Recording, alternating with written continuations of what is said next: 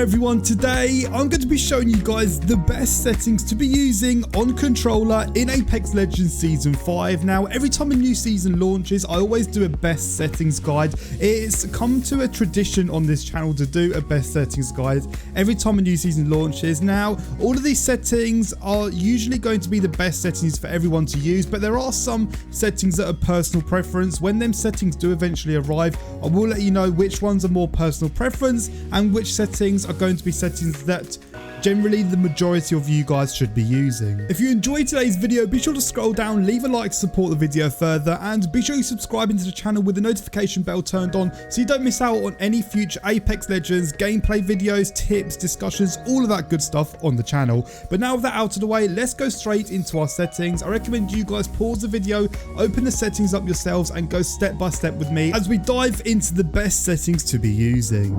So we're going to start off with the gameplay section. I'm not going to cover every single setting because most of them don't really matter, but I'm going to cover the important ones. If we start off with crosshair damage feedback, now I have this on X with the shield icon. Now recently I've only turned it to this option, but I recommend you guys trying it turned off. If you have it turned off, you're still going to have the damage numbers appear, you're still going to have the shield icon appear, and you're also going to hear that ticking sound in the background every time an enemy is being ticked by a thermite grenade or caustic gas, for example. And you don't have that big X appearing in front of an enemy when you're shooting at them. Some people think that you're actually more accurate because you have a clearer view of the enemy. People like NRG Asuit have this setting turned off. A lot of professional players like the TSM team have this turned off as well. So I recommend you guys trying it. This can be more of a personal preference type thing, but there is a massive difference. So I recommend you guys trying it off. The reason why I have it turned on is only because recently I just like having the X symbol appears. It feels more rewarding when you're landing shots into the enemy. Now, most of this gameplay section is all personal preference, but a few things such as weapon auto cycle on empty. Basically, if you're out of ammo on one gun, it will automatically switch to the other gun if you have this setting turned on. I have this off because sometimes I'm not used to the fact that my gun will automatically switch over, and I'll press triangle because I'm not used to it, and then it will re-switch back to the empty gun. So that's why I have it turned off. If we move over to taking damage closes death box menu, now I have this turned off. This is actually quite important for you guys. The reason why I recommend all of you guys turn this off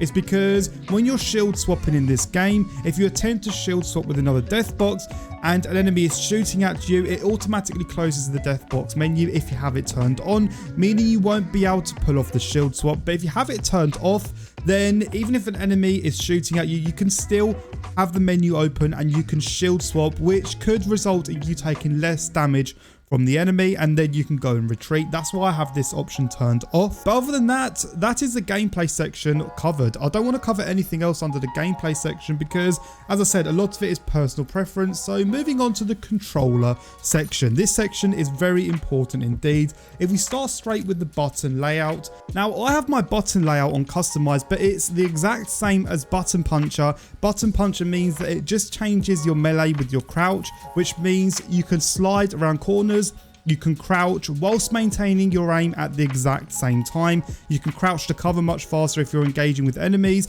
and you don't have to take your right thumb off of your aim controls. But with customized, the only thing I've changed with the button punch layout is that I use L1 to aim down sight and R1 to shoot or attack, and I use L2 for my tactical ability and R2 for pinging. Now the reason why I do this is because the L1 and R1 are click style triggers, which means I have a faster input, whereas the L2 and R2 are triggers, which means you have to press them down a certain distance before they create an input.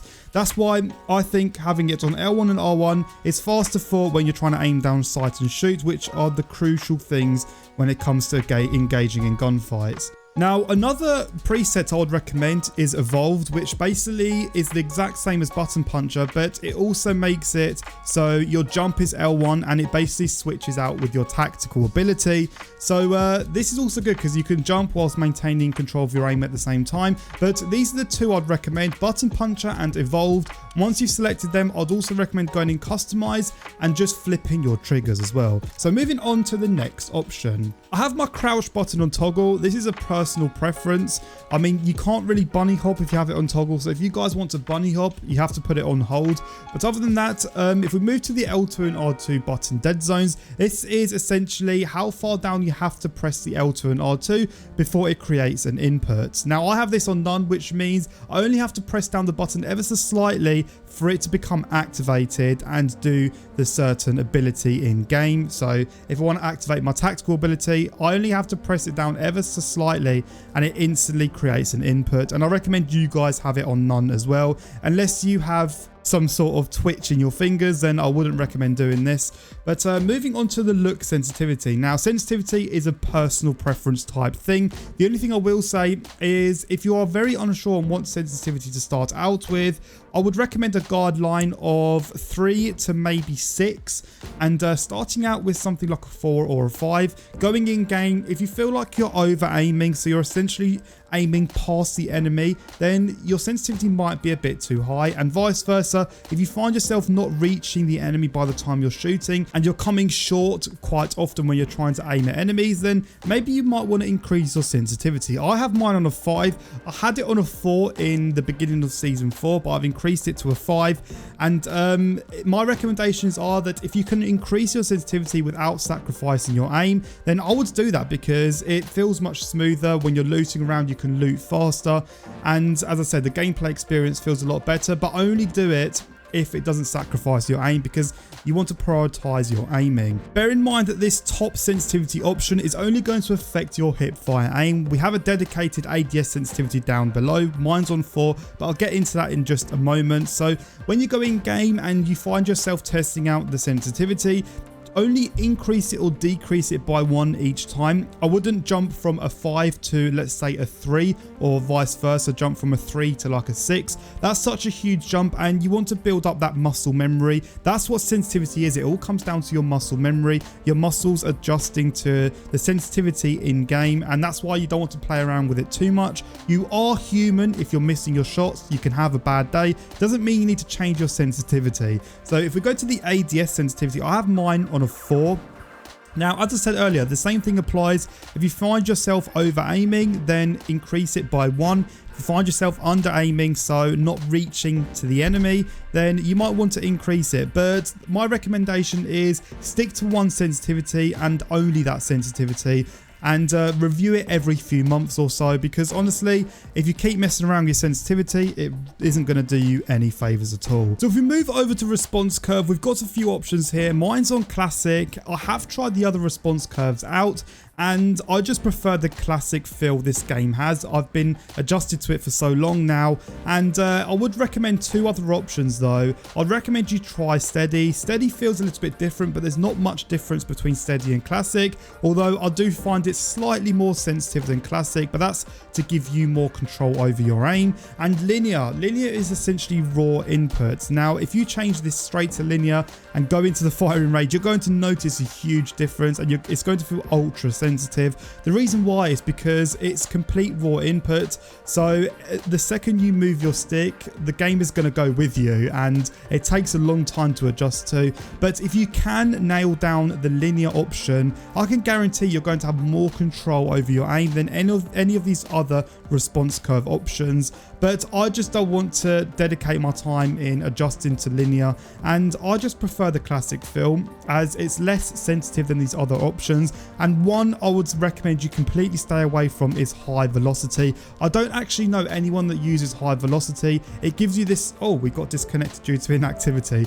I have never met somebody that actually uses the high velocity response curve. So if you're one of them people, be sure to let me know down below in the comment section. I used it once just for a joke, and I could not land my shots once within the firing range. I recommend you guys try it out just for a bit of a challenge, and you guys will see what I mean. It's nearly impossible to control your aim. If we move over to look dead zone is essentially how far you have to move the inner circle of your right analog stick for it to create an input, almost similar to the L2 and R2 button dead zone that I was talking about earlier. Now I actually made a video on this a few months ago and showed you guys an example on the different types of dead zones. I have mine on none because when you're trying to control your recoil or you're trying to readjust your aim in very small situations, maybe you're aiming at an enemy from medium to longer ranges, you can do so. But if you have it on, for example, something like large, if you're trying to do them micro adjustments with your analog stick and only move them by a millimeter,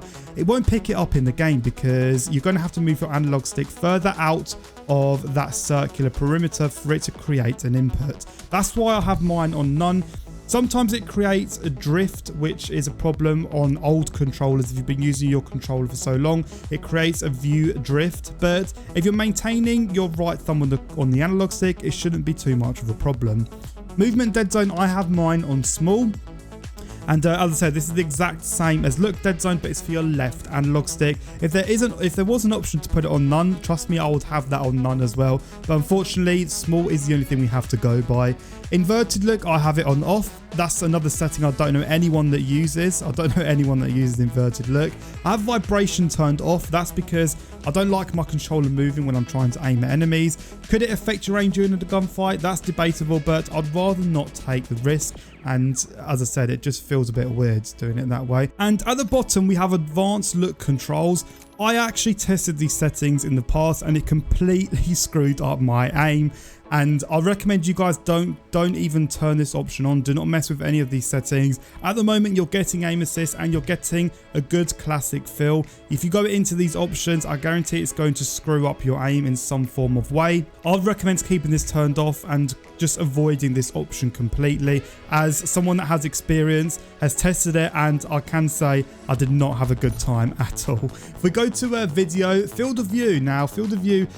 Some people say it's personal preference. I would actually debate that because having it at 110 gives you much more of an advantage than someone that has it on something like 70 or 80. And that's because you have more control of your surroundings. If you can see more, then you have more opportunity. And especially in them close quarter engagements, when you're in enemies' faces, it feels much better and more reassuring when you can see more around you. That's why I recommend having the field of view maxed up all the way to 110. And if you currently haven't got it at 110, I recommend you change that bar right now to 110. It will do you miracles, I can assure you that. My sprint view shake, I have it on minimal. This is basically when you're sprinting in game, there's a slight shake that happens. I have it on minimal, so I have less of that shaky animation. If you guys want to have that turned off as well or on minimal, be sure to change that. I believe people will have it on normal by default. But it's not a deal breaker. As I said, this is more of a personal preference type thing. So that is going to wrap up the settings video for the best console or best controller settings to be using in Apex Legends Season 5. This is a tradition on the channel. Every new season,